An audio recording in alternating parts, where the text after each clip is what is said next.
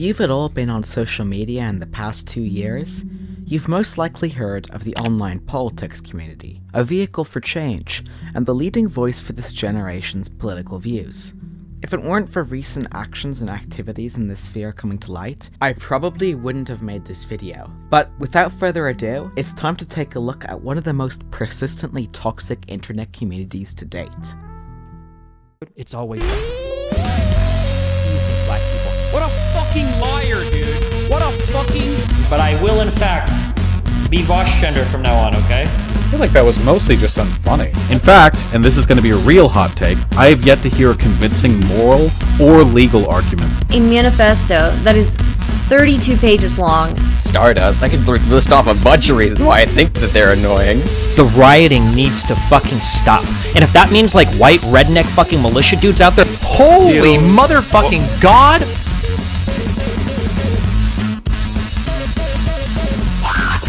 Shut the fuck up. Nothing I do is performative. So I'm not going to, for instance, the rioting needs to fucking stop. I'm sorry, I'm very irritable, it's a me problem, I'm throwing a temper tantrum because I'm hungry. Yeah, so you can get some kind of cheap own on me. Oh yeah, well it's not guaranteed your hypothetical. I have to mute you for a second because you're giving like advice on my stream, okay? So give me 1 second, okay? So if you are in a...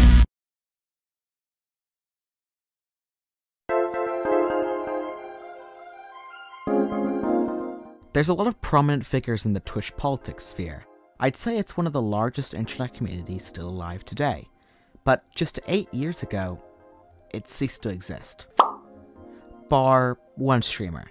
Stephen Kenneth Bonnell II, often referred to as Destiny, was born December 12, 1988 in Omaha, Nebraska. Today, he's often credited with being one of the earliest IRL streamers, and the first internet personality to go full-time, as well as the first person to introduce politics to Twitch. There are many interesting stories from Destiny's first couple years as one of the top streamers, all of which are largely irrelevant, such as his exit of Justin.tv, Twitch's predecessor, to an alternative streaming website with a seemingly larger pay, which crashed and burned. However, Destiny was mostly known for his competitive StarCraft 2 gameplay. Obnoxious, rude, abrasive, and hilarious.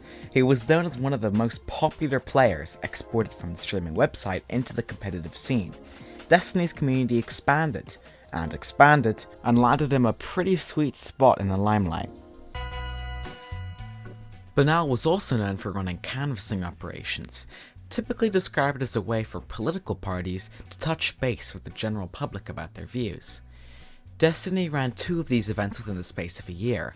The first took place in Georgia, where Destiny and friends flew out to support Democratic candidates Jon Ossoff and Raphael Warnock against Republicans Kelly Loeffler and David Perdue. Despite not having any significant voter data, Bonnell and his community knocked over 2,000 doors of inconsistent voters. Unfortunately, his second canvassing event wasn't as successful. After his event in Georgia going well enough, Destiny set up a second event in his hometown of Nebraska, Omaha, meeting with candidate Mark Gudgel and interviewing him live.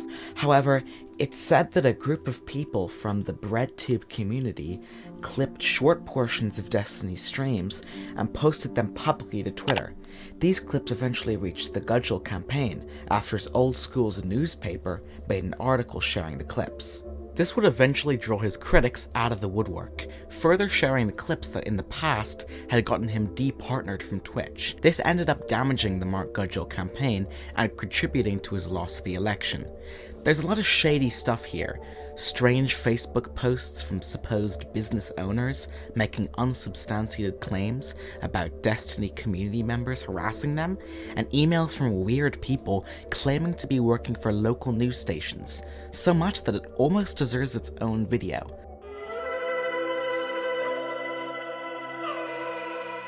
Ian Koczynski, also known as Vaush Vidya or Irish Laddie, is a leftist political streamer who often describes himself as an anarcho-syndicalist. Now, to anyone watching this who's ever gone outside, you probably have no idea what that is. So, here's a very simple breakdown. There are 4 quadrants in a political compass: left authoritarian, right authoritarian, left libertarian, and right libertarian. Now, anarcho-syndicalism. Anarcho-syndicalism is the idea that we can get groups of workers who petition for better rights and treatment to overthrow capitalism to establish a free society in which these groups of workers, now referred to as syndicates, run the economy and distribute the money equally between them. Vaush initially gained prominence in Destiny's community, regularly speaking to him on stream about different topics. Vaush's reputation eventually succeeded his status, and he started streaming himself. However, his squeaky clean record wouldn't last for long. The last thing you want from a controversial political streamer is a sexual harassment scandal, but as it turned out for Vaush, it was going to become one of his biggest points of criticism for years to come. A member of Destiny's community named Poppy dropped pages of Discord logs from upwards of a year back, accusing Irish Laddie, who we'll call Vaush for posterity's sake, of sexual harassment. The logs were credible, and eventually he confirmed those conversations had took place. There are certain messages in these logs that are unfortunately incredibly creepy and inappropriate. Before the logs were leaked, but also after the two had stopped talking, Vaush came into the knowledge that Poppy was planning to release the two's logs.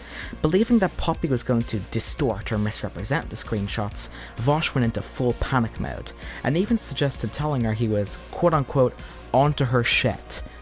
Vaush also hopped on Destiny's stream to defend himself, albeit poorly. But that's fine, that's fine. Whoa, no, wait, hold on. We can't move past the fact that, wait, hold on. That's fine. You accuse me of defending people out of monetary interest. Oh, I'm so sorry if my accusations towards you in this conversation have been wild, friend. So if you don't believe... Well, the difference is I am substantiating mine. What do you mean? How do you mean that I am...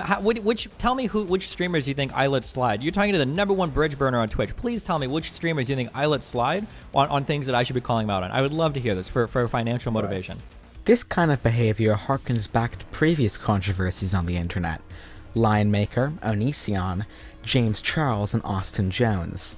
These are all examples of public figures abusing their online status for sexually degenerate favors, whether from minors or adults. This paints a troubling picture of the internet personalities operating online today. What's to stop these creators, or even just prominent community members, from doing these morally condemnable things? And even if we do keep the pitchforks up, how do we stop ourselves from smearing innocent people? After the dust settled and the initial blowback passed, Vaush issued an apology, which today some consider to be ignorant and dishonest. Regardless, the internet ought to provide an opportunity for people to redeem themselves. Hate mobs have proven time and time again to be an ineffective way of preventing online predatory behavior. Vaush is also heavily criticized and disparaged for a series of videos clipped from his Twitch streams expressing admittedly disturbing views about pedophilia.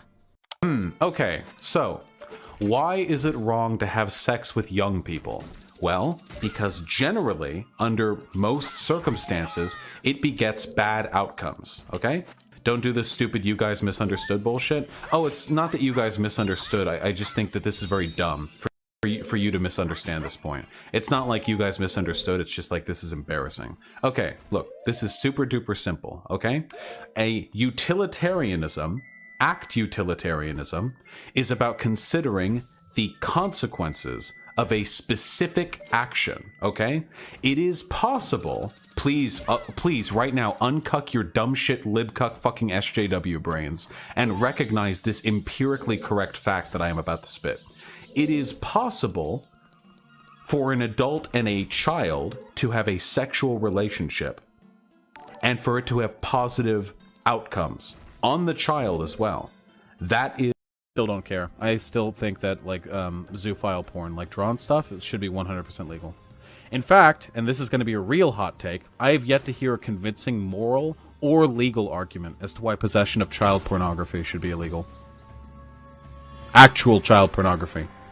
How's that? The backlash was immense, severely damaging his reputation, especially for people not native to the Twitch politics sphere, unfamiliar with the tendency of these creators to showcase their opinions in a bombastic and extreme way. Eventually, through searching the full stream, the context was found, and it does change what he was trying to say. Okay, so if you were to, there's pedophiles, right, who buy child pornography. Would you say they should not be held responsible for doing that? Yes. Really? Even though they're directly supporting child rape? Yeah, I think it's hypocritical. Because I bought my computer and the silicon in it was farmed in Africa by slaves. If I can do that and that's legal and no one's going to call me out on my shit, then yeah, I have to be consistent in that respect. Okay, look, I think there's levels to this. So I wouldn't equate buying a computer to buying child pornography. Vaush's point seems to be more about condemning child labor and showing a perceived hypocrisy, rather than defending such despicable behavior, albeit in a terribly phrased way. These controversies, or more specifically the Poppy situation, and Vaush's initially terrible response, drove Destiny to entirely ban Vaush from his community, including their chat, Discord, and Twitch. Although the two would eventually make amends, and then pay each other all over again. But all I know is I've seen a lot of Marvel movies, and in the part where the good guy gets framed, and he turns around and there are a bunch of angry cops and civilians staring at him, he drops the gun and puts his hand up in the air, and he doesn't fucking unleash the fucking Iron Man laser and cut down 300 people. Today, Vaush is one of the most popular Twitch politics streamers next to Destiny. He also maintains a mostly positive reputation among the wider Twitch politics sphere, despite the general internet having an arguably negative opinion of the streamer. Now, obviously with large communities and platforms come clout chasers and morally repugnant people. Throughout the next section of this video, I'll be interviewing, profiling, and discussing some of the people inside the Twitch politics community. Also during this segment, it'll be up to you to decide who's legit and who's not. I'll let you come to your own decisions. Remember how in the past I've made jokes about how conservatives are all unhinged Alex Jones wannabes? You know, like they're all doing their best Alex Jones impressions, like... Often the Twitch politics community likes to sell itself as a form of activism, despite taking place almost entirely over the internet and rarely spilling out into the real world. I was initially confused by this seemingly obvious contradiction and how fervently others argued against it, but it only took me a conversation with ad hoc panel streamer Chudlogic to really understand. Is there any, massive change or, shift you'd like to see personally in the Twitch politics community? Yeah, I mean, the biggest shift I want to see is more people accepting the fact that of the nature of what this is, which is, entertainment. Maybe you can learn something. Maybe you'll be inspired to do something in the real world, and I would, think that would be good. But just recognizing that, look, this isn't the revolution, or this isn't like a policy, the kind of, we're going to discuss policy and then we're going to go and implement it.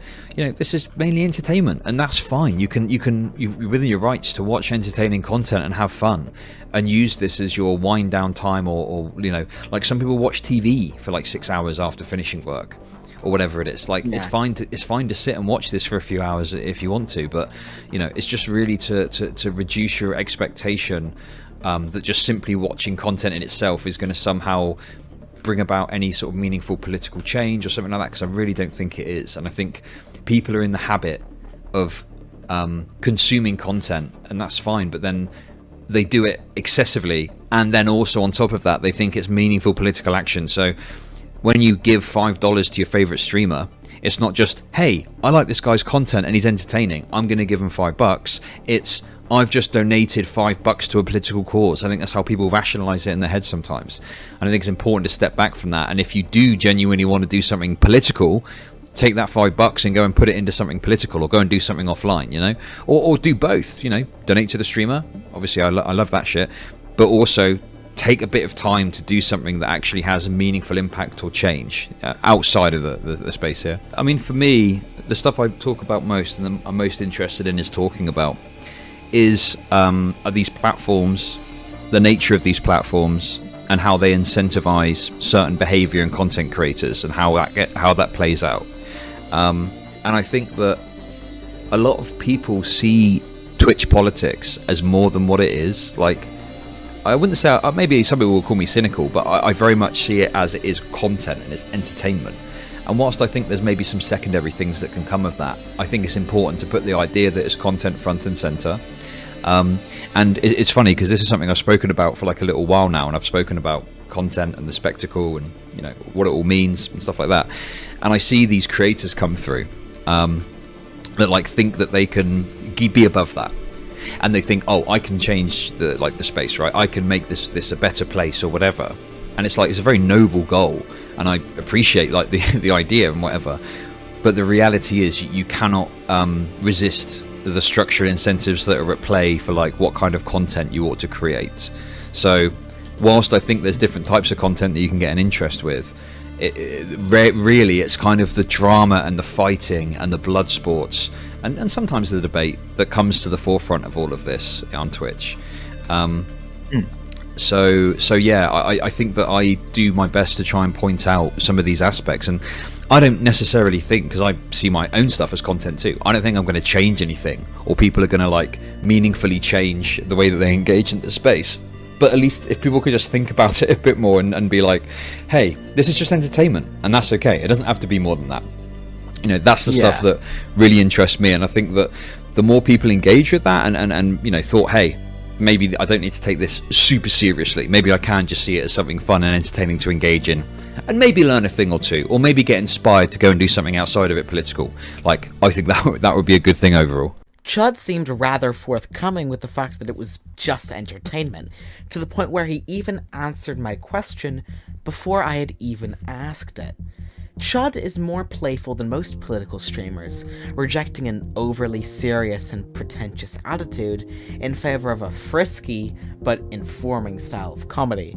It's in this where I began to completely understand the synergies of this community. Generally, the people who take Twitch politics incredibly seriously are often the most hated people in the community. Creators like Demon Mama or HASANABI prove this. Meanwhile, the people who take it as a joke are usually more successful, both in promoting their ideology and being liked outside of the bubble of Twitch politics. On top of that, it's a persuasive way to pull people over to your ideas. Think about how many far-right people have been swayed by charismatic and genuinely funny people like Destiny. It's far easier to convince someone of your position if they're already laughing at your jokes. Persuasion is all parts humor, and that rings especially true for the Twitch politics community. So then why do these streamers so desperately want the Twitch politics sphere to be dead serious if it's more effective to be funny? Well, apart from the fact that sometimes they have some difficulty being funny, it's because it gives them an out to be terrible people. If you're a comedian, it doesn't really make sense to go after people for making jokes. But if you're a serious political commentator, it's pretty damn easy to justify attacking anyone you can label as a rogue troll in your super serious political environment. While this next segment may feel partly disconnected from the rest of this video, due to both people involved here being relatively small and unknown content creators, I'll say that this segment proves an interesting look into the drama-filled space of the smaller Twitch politics sphere. In this section of the community, thousands of hours of drama content and idiotic conflicts are produced each week. Most of them will never see themselves displayed in a video like this, so without further ado, enjoy Bunk v Stardust. Welcome to the lovely world of interpersonal online conflicts. Stardust is a political streamer, as usual, and so is Bunk, but there's a wild card here. Bunk doesn't actually originate from the Twitch politics community. He was born from Jakontrary, where people call each other racial slurs and hurl poo. So naturally, when Bunk switched up his content and started covering politics, he kept that edgy and crass sense of humor. Stardust is a much more milquetoast streamer, and even though she does love to push people's buttons from time to time, she mostly relegates herself to an analytical and commentary perspective, weighing in on topics and talking to people she finds interesting, rarely being the first to start aiming weapons. The two came from different perspectives, and seemingly generally different types of people, so it makes sense that should they meet, it would end in conflict. For context to this situation, Bunk really doesn't like Stardust. Beyond that, he hates her. You sort of had a dislike towards Stardust. Could you talk about that? Sure. So I think the primary thing for me is the contrast between somebody who acts like on Twitter as though nothing affects them, and then actually like interpersonally and politically, whenever somebody says something against them, they tend to get a little bit more upset than they'd initially let on from their Twitter presence. The Twitter presence is straight up filled with like a mean girl persona, like, tell me more, and shit like that whenever they get insulted, and they want to debate me over a fucking insult. It seems to just be that contrast. I could kind of sense that in a person. Furthermore, there were repeated debates where Stardust was just rhetorically bad, like inept to an extent, right? For example, the debate with Merrick, where she just seemed to like not be able to engage with Merrick at all, despite, in my opinion, being correct in the debate. Or interactions with people like Southern Dingo, where they just kind of seemed like they just weren't actually in their comfort zone. Like something was just off about the way they acted compared to like their Twitter persona. I think that contrast between those two and their inability to argue in certain situations just makes me think they're just not a good content creator. Obviously, it's not like a huge thing like keeps me up at night, dude. Oh my god, fucking Stardust. Like she's not a good debater. What the fuck? It's obviously a comment that I made as a little bit of like a jest. Like, oh yeah, I only like this channel because somebody I slightly don't like because it pissed them off, right? That's obviously a little jokey, right? I'm joking throughout the conversation. If you actually look back, I am constantly just slinging shit at people. I shat on like the random people in that fucking panel probably more than Stardust, at least like 10 times more. It was a very jokey conversation. It's not like this came out of nowhere and like a hyper serious debate. I was just like, oh yeah, by the way, fuck Stardust. I'm going to tell you everything I don't like about her. I'm a very sharp-tongued person. I naturally come off as very sharp-tongued. I don't really have a way to like, the way I talk is very abrasive. I don't really know how to change that, especially like in the moment. So in my opinion, what was just a jest in a larger conversation about like how I didn't like somebody was turned into like this let's debate the moral philosophy of like making it a joke on a fucking live stream. It just seemed really fucking silly. To make sense of a situation as complicated as this, I interviewed both individuals to get a look into their perspectives, the disagreements, and their general outlook on Twitch politics.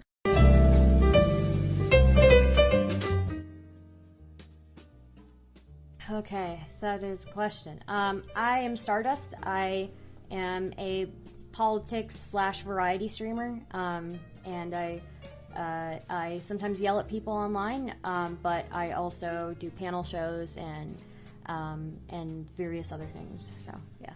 When did you first become interested in politics? So I think I was always interested in politics. I went to a very like politically active college. It's probably like one of the top politically active colleges in the nation. But yeah, I've always been interested in it. I just never really pursued it as something like professional, you know? It's always something that was like more of a hobby thing. So it's always been like that, whether that's like in person or online, right? People just tend to have more infighting because we spend more time together. We are in the same spaces together. And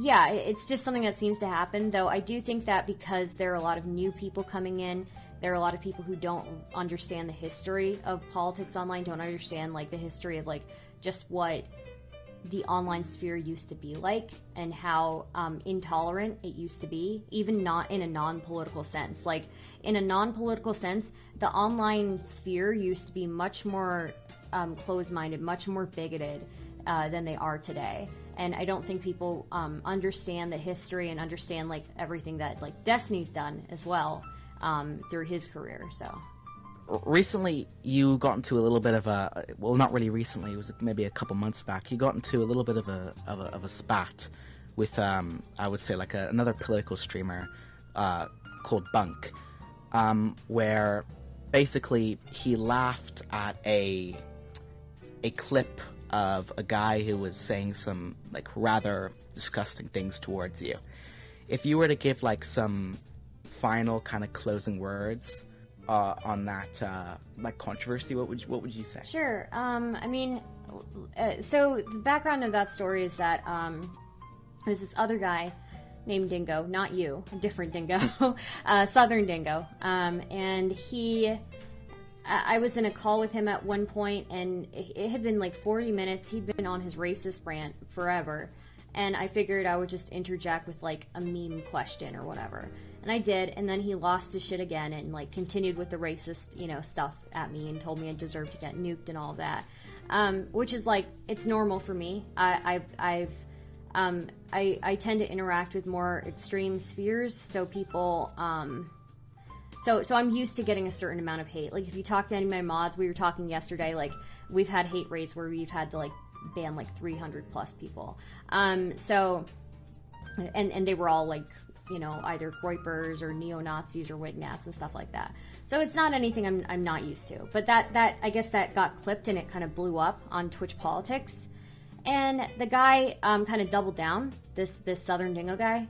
So he spent like the next week going on other people's shows and debating other people and bringing me up that entire time. Continued to talk about me, continued to say that like my lineage are like savages, that like my grandparents are like disgusting savages, that that I don't know, he was saying all sorts of stuff about me, racialized stuff, yeah, pretty disgusting stuff. And it's like, okay, just another day. But then I guess what happened with Bunk is that Bunk was on some panel with him, I guess, and he brought up that he likes the politically provoked panel or channel because he said it's the channel that pissed Stardust off, which is like, okay, whatever, that's fine. People don't have to like me, but then he followed that up with like, didn't somebody here tell her that she deserves to get nuked? And then Southern Dingo said, yeah, that was me. And then he was like, oh, that was based. I love you for that. And so, like, okay, fine, you can say what you want, but I'm going to call you out on it. And I think that you're being kind of inconsistent, but okay. Like, I mean, yeah, the summary of the whole thing is that, like, I don't know if there's really a summary. I don't really have, like, a problem with him now. But I think to anybody else who would be looking at that, it's like, I put in a lot of work to already, like, deal with these people. So it's just kind of, like, frustrating, and it feels like a little bit... It feels like a little bit like a stab in the back when it's somebody who, I get it, you don't like me, you don't have to like me, but it feels a little bit like a stab in the back when it's somebody who's supposed to be politically aligned with you at least a little bit, is like encouraging like a literal Nazi in their language, so so like in retrospect, would you have handled anything in that situation differently, or do you think you're mostly happy with how it turned out? I think I'm happy with how it turned out, though I probably would have tweeted a little bit less because people don't seem to understand when I'm joking in my tweets, so, yeah. So I just run a fucking variety stream at this point, dude. I don't fucking know. I talk about politics quite a bit. I think one thing that might differentiate me from a lot of other, like, fucking political streamers is I'm kind of midway in between being more commentary sided as far as, like, different types of humor that I fucking use, right? I tend to be a lot edgier than, as cringe as it is, I tend to be a lot edgier than a lot of the people who are in the Twitch politics community. I think it draws in an actual different audience, which I think is kind of important. I think it's very important important that we have certain people on the left who are willing to engage in types of humor that are going to appeal to younger audiences, right? Or at least younger male audiences specifically. That's a place where a lot of the types of jokes that I tell tend to be a lot more popular. Conveniently enough, that's also the type of humor that quite a lot of the people who I end up debating engage in, right? A lot of the groypers that I end up having fights with engage in these types of very, let's say, dirtbag tactics, like dirtbag style rhetoric. And I think that me being able to engage in those in the same way and playing on the exact same field, just a little bit better than them, I think it works to show even to their audience that they're a bunch of fucking clowns. I think that if you could tell an insult, it has to work with the audience that you're going to be broadcasting to. I think that I'm really good at like filling into that niche specifically. Generally around, God, what was it? It had to have been like 2014. I started seeing like political content when I was very, very young on the internet. And I started watching different types of people engage in political content. I used to be a lot more of a libertarian right-leaning person. Didn't we fucking all used to be back in those days, at least? Everyone's gone through a fucking libertarian right phase. And then I generally started watching, Destiny, around the time of the Jakontrary debate, I believe is when I heard of him. And I'm gonna be honest with you, I didn't even fucking care about the politics at that point. I just really liked hearing him shit talk people, and that was the funniest shit in the world, dude. It was the most entertaining shit ever. And then, really, I just kind of hung out in, like, Destiny's community, under a completely different name, too. I didn't go by the same name on the internet at this point in time. That fucking internet identity has been basically all but erased. Like, it's basically non-existent at this point. I used to hang out in fucking Destiny server, debate a couple people there, here and there. And then I kind of had a falling out with, like, internet politics around 2018. Just because I just didn't find it that much interesting anymore. I think the latest time where I was really in the community was like around 2019.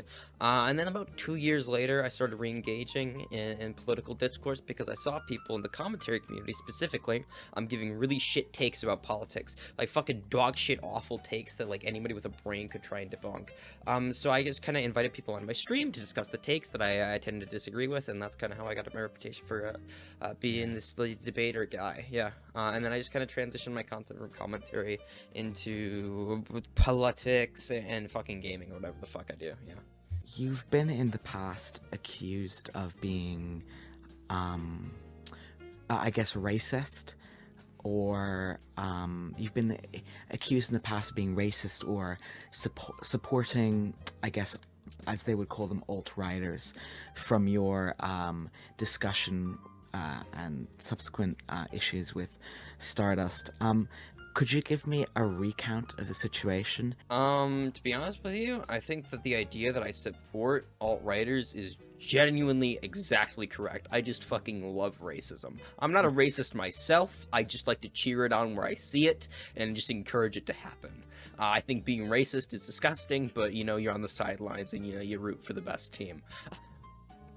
No, in genuineness, I hopped on a politically provoked panel. I think it's generally a great place to just shit on random fucking Nazis because a lot of them are fucking stupid.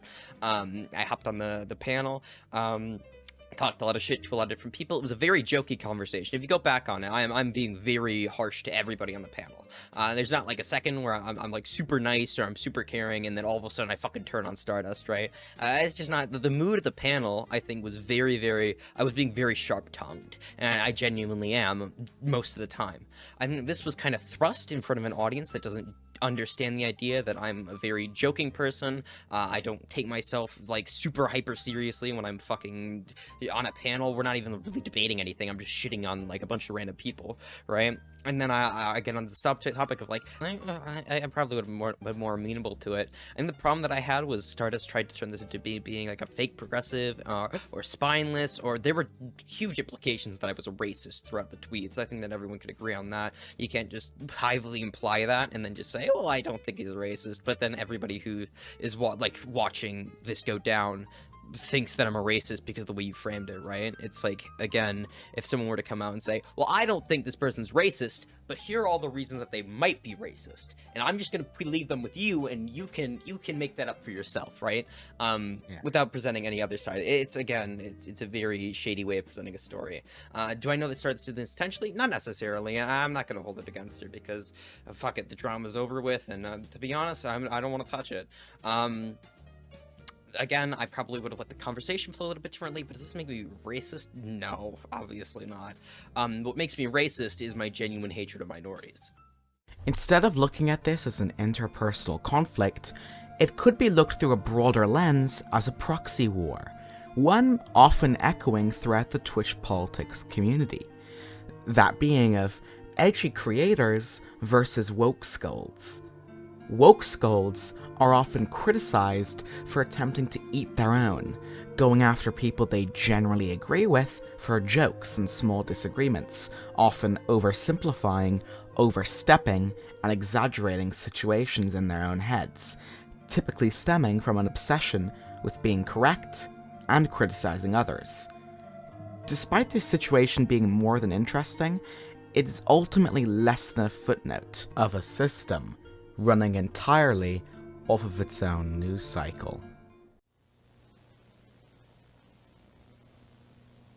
What's very noticeable about Hasan is that it feels like under normal circumstances, an average or even below average thinking individual would be able to easily deconstruct his political ideologies and arguments, leaving behind his complicated ranting and raving for a very simplistic explanation that anyone could understand.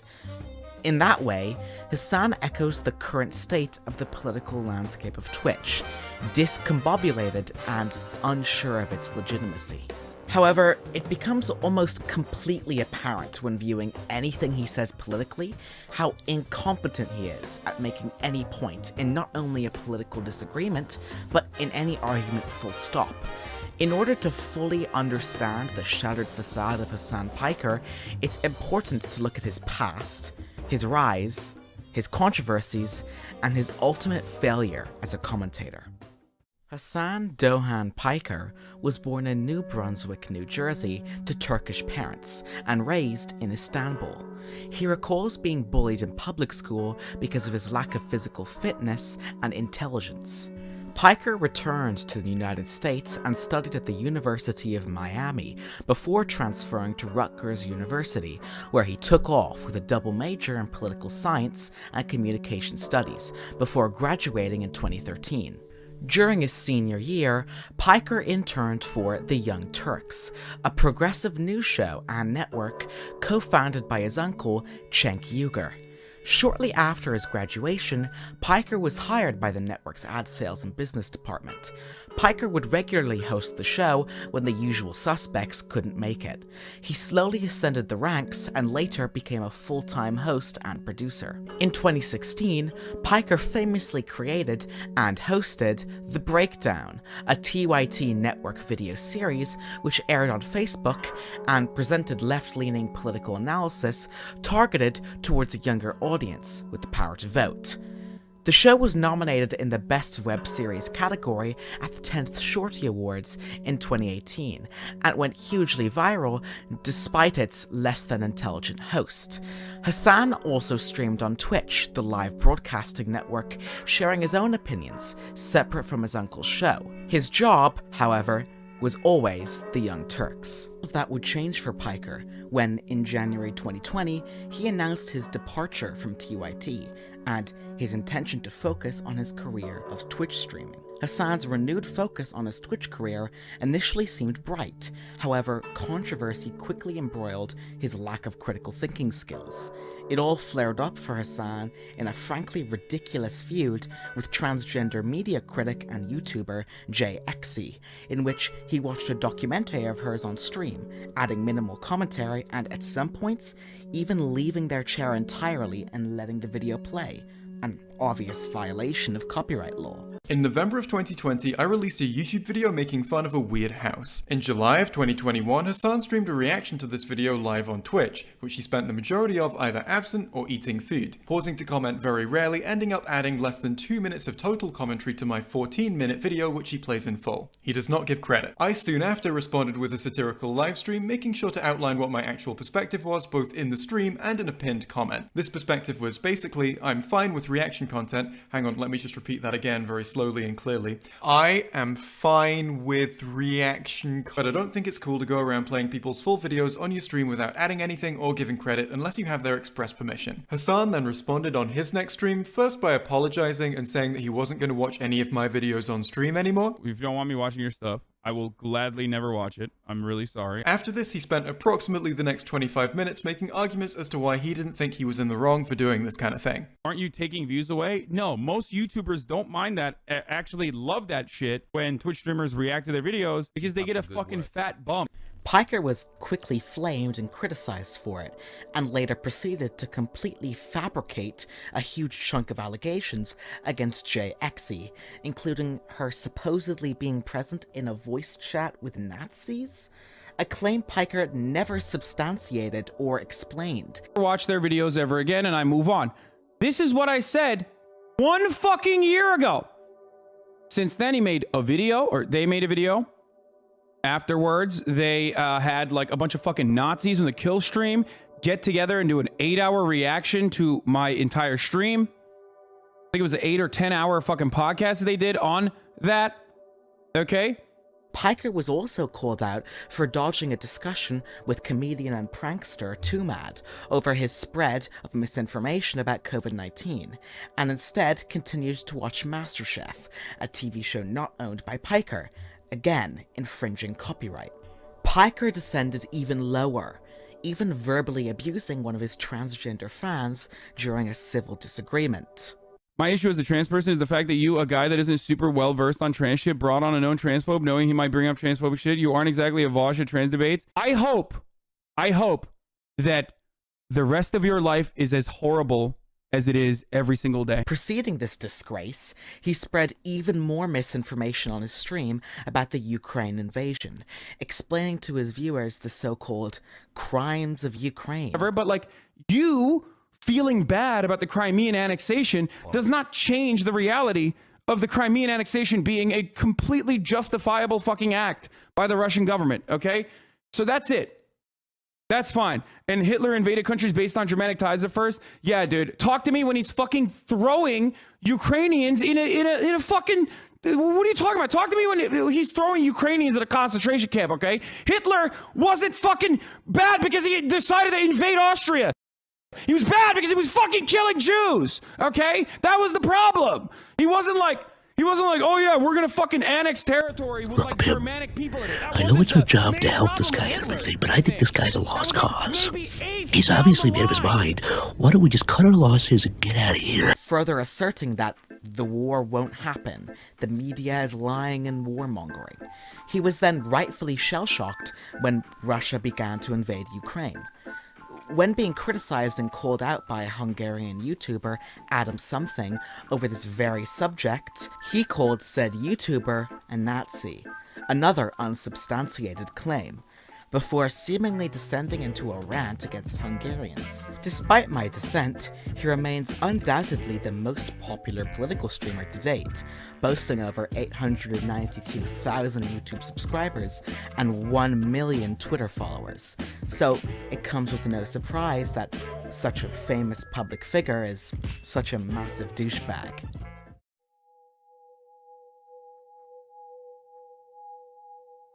Throughout this investigation, from complete top to bottom, I've analysed and thoroughly searched through hours of video archives, screenshots, depraved and abrasive, and delved into the minds of those I've interviewed.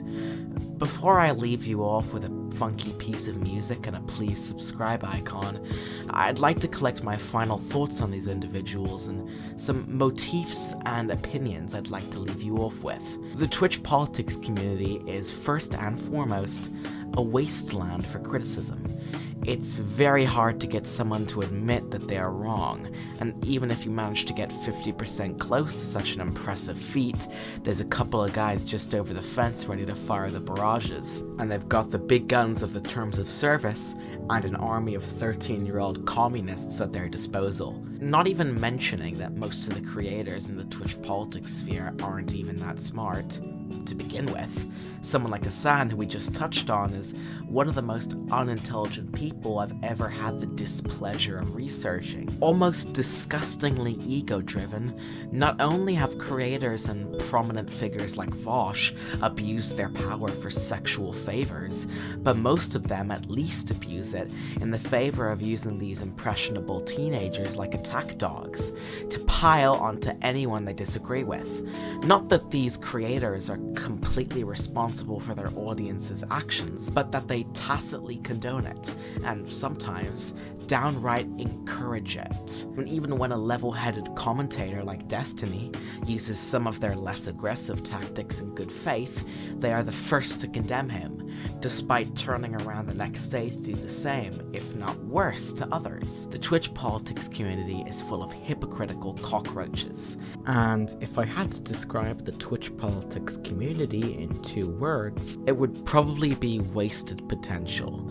Sort of like how seeing a piece of shit in front of you might be kind of disgusting, but maybe seeing a piece of shit on a nicely garnished steak might just be that little bit more upsetting. Thank you for watching the video, and stay tuned for more.